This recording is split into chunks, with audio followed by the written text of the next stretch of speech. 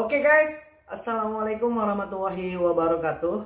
Welcome back to my channel. Apa kabar kalian semua seluruh subscriber setia yang hari ini masih serba salah dan merasa gelisah? Atau mungkin yang hari ini sedang panik berlebihan karena terus-terusan kepikiran sama yang namanya utang pinjol? Atau mungkin yang hari ini sedang galau berat ya, yang mungkin makannya tak enak, tidurnya tak nyenyak, dan mungkin mandinya pun tak basah. Hari ini aku pengen menjelaskan beberapa tekanan-tekanan yang akan kamu hadapin ketika kamu berurusan dengan aplikasi pinjol. Apa aja sih tekanan-tekanan yang akan kalian hadapin? Dan kenapa abang membuat video ini bang? Supaya teman-teman kita itu bisa menyiapkan mental ketika kalian menghadapi masalah seperti ini.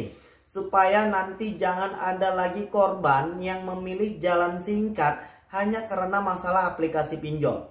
Supaya nanti jangan ada lagi yang merasa rendah diri atau mungkin menarik diri dari kehidupan sosialnya karena mungkin sudah dipermalukan atau mungkin disebar data sama aplikasi pinjol. Kita tidak menginginkan adanya lagi korban yang terus berjatuhan hanya karena masalah pinjol.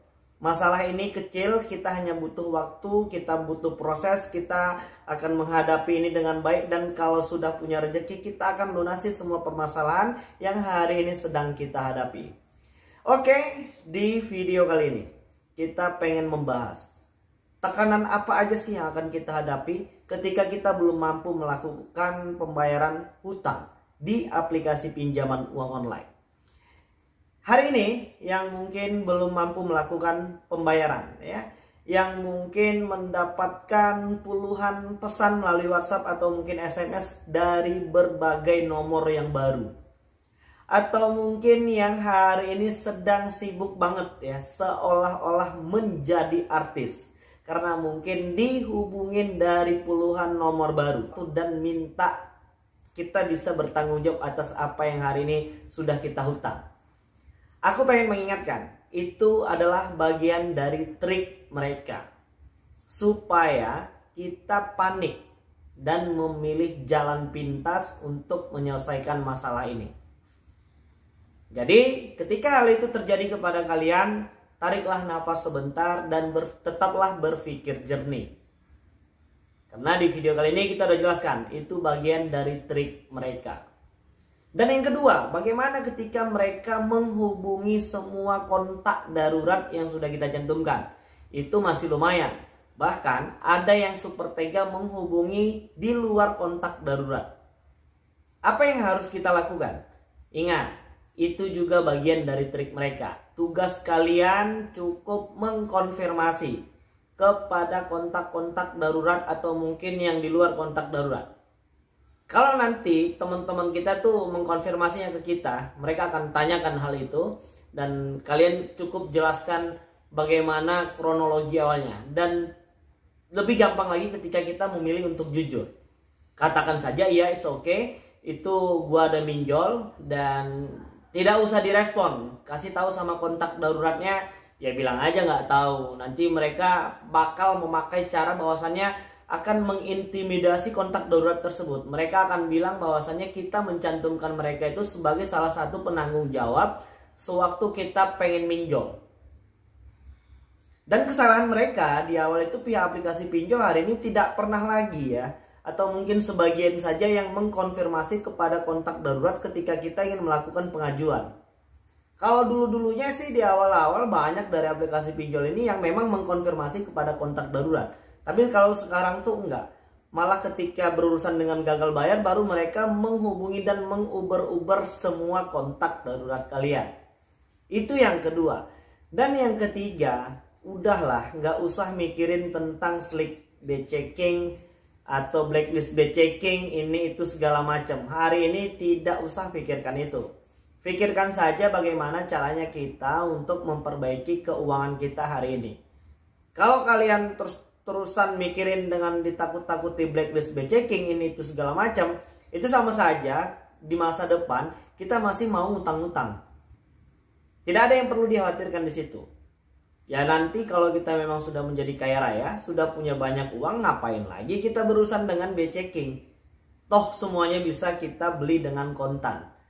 BCking itu adalah catatan riwayat keuangan kita. Ada pernah punya utang enggak sih di produk-produk misalnya pembiayaan atau mungkin pinjaman uang online. Di video yang sebelumnya kita udah jelasin ya, yang sudah BCking atau mungkin ini segala macam, kita pernah melakukan pengajuan pinjaman di sebuah BUMN dan ternyata diloloskan, tapi memang mereka bilang bahwasannya di beberapa aplikasi pinjol kita masih punya catatan hutang di situ. Tapi mereka masih memberikan kesempatan untuk melakukan pengajuan pinjaman. Jadi tidak perlu lagi difikirkan. Jadi yang selanjutnya, ketika kalian hari ini sedang stres ya, mungkin sedang ya panik lah. Aku pengen mengingatkan untuk tidak membuat sasaran-sasaran baru ya. Contohnya kepada ibu-ibu yang mungkin hari ini sudah berkeluarga, yang masih punya anak kecil ya, ibu jangan menjadikan adik-adik kita itu sebagai salah satu sasaran korban kemarahan kalian hari ini ya. Jadi fokuslah tetap berkeluarga. Untuk yang belum jujur, silahkan jujur terlebih dahulu kepada orang-orang yang terdekat di sekeliling kalian, supaya lebih meringankan beban pikiran dan beban mental hari ini. Dan yang selanjutnya, ketika hal ini masih terus terjadi ya, kita harus menyiapkan mental kita ya. Kita harus menyiapkan diri kita untuk bisa menerima serangan-serangan dari aplikasi pinjol. Kalian akan dibentak-bentak, kalian akan dicaci maki melalui WhatsApp dan ini itu segala macam ya. Itu sudah biasa dan memang itu bagian dari mereka. Jadi kalau mental kita nggak siap dengan itu, maka kita akan panik. Mereka akan mengirimkan foto-foto orang-orang yang seram, penuh dengan tato dan berkulit hitam. Padahal itu juga banyak di Google. Kalian tinggal searching aja di Google. Banyak itu foto-foto yang mereka kirimkan itu yang mereka ambil dari Google ya. Dan hari ini kalau menurut gua, apalagi yang ilegal ya, nggak mau lah ya itu debt kolektornya dipampangkan seperti itu. Coba periksa foto-foto yang mereka kirimkan itu banyak di Google. Dan itu hanya akal-akalan dari debt collection atau mungkin debt collector yang menagih kalian melalui WhatsApp. Dan apakah aplikasi pinjol hari ini sudah punya debt collector lapangan? Dan hari ini banyak ketakutan-ketakutan dari teman-teman kita itu masalah debt collector lapangan ya. Hari ini banyak teman-teman kita yang bakal merasa malu ya, khawatir kalau aplikasi pinjol itu debt collectornya datang ke rumah. Jadi itulah satu hal yang hari ini perlu kita perbaiki, pola pikir kita tentang ketakutan debt collector yang datang ke rumah. Banyak dari teman-teman kita hari ini masih merasa gengsi, merasa malu ketika orang lain tahu dia punya hutang. Padahal tidak ada yang perlu merasa malu di situ ya. Ya kalau memang debt collectornya mau datang, ya silahkan datang. Kalau mereka baik, sopan dan santun, kita ya wajib kooperatif. Tapi sejauh ini hanya beberapa persen saja aplikasi pinjol yang memang sudah punya debt collector lapangan. Misalnya Kredit Pintar, iya sudah. Terus yang hari ini masih banyak diperbincangkan tuh ya masih sekelas Kredit Pintar ya. Karena mereka itu di samping sudah cukup senior dan memang punya pendanaan yang mungkin banyak. Apalagi hari ini persyaratannya untuk sebuah aplikasi pinjol bisa mendirikan dan beroperasi itu harus punya dana 25 miliar. Dan untuk di aplikasi Kredit Pintar itu hanya masih ada ya sekitaran Jakarta ya.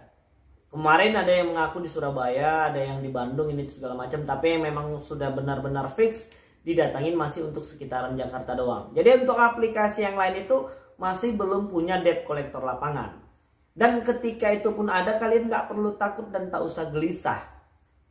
Hari ini takut banget ini kalau ketemu debt collector gimana ya bang, ini segala macam. Ya udah kita hadapin aja dengan tenang. Kan nggak mungkin juga mereka itu mukulin kalian di rumah kalian, dan nggak mungkin juga mereka itu mengambil barang-barang yang ada di rumah kita. Kalau seandainya hal itu terjadi bagaimana bang? Laporkan kepada pihak kepolisian. Itu sudah jelas melanggar hukum yang berlaku hari ini. Dan untuk yang sudah disebar data, itu juga tekanan yang tertinggi hari ini. Hari ini mungkin masih ada aja ya, di tahun 2022 awal ini masih ada aja debt collector yang menggunakan sebar data sebagai senjata. Kalau hal ini sudah terjadi kepada kalian, maka tidak usah dibayar lagi aplikasi pinjol tersebut. Sudah pasti itu ilegal. Bahkan pengakuan dari subscriber kita untuk aplikasi legal sekalipun banyak menggunakan cara-cara ancaman seperti ini. Mereka akan melakukan penyebaran data, mereka akan menelpon semua kontak yang ada di handphone kita. Kalau ada yang seperti itu, rekam screenshot dan kirimkan kepada pihak OJK supaya OJK mengevaluasi ulang izin beroperasi dan terdaftarnya aplikasi tersebut. Dan jangan merasa bosan ya. Kita harus kompak, kita harus serentak untuk memberikan semua laporan kepada pihak-pihak yang terkait supaya ini tidak hanya mentok kepada kalian, supaya jangan ada lagi korban yang terus berjatuhan ya. Dan kita harus benar-benar semangat ya untuk bisa menghadapi semua permasalahan yang ada di dalam hidup kita hari ini. Oke, jadi mungkin itulah beberapa tekanan-tekanan tertinggi yang akan kalian hadapi ketika kalian berurusan dengan aplikasi pinjol, dan semuanya sudah kita sebutkan solusinya di situ. Jadi apa Bang ya solusi yang memang benar-benar bisa ya bayar utang, dan hari ini kita belum punya kemampuan untuk melakukan pembayaran utang tersebut. Jadi hal yang pertama yang hari ini perlu kalian siapkan adalah mental dan menggali terus semua informasi-informasi terbaru terkait tentang aplikasi pinjol tersebut. Oke, jadi mungkin itu yang bisa aku sampaikan, dan mudah-mudahan video ini bermanfaat untuk kita semua. Assalamualaikum warahmatullahi wabarakatuh.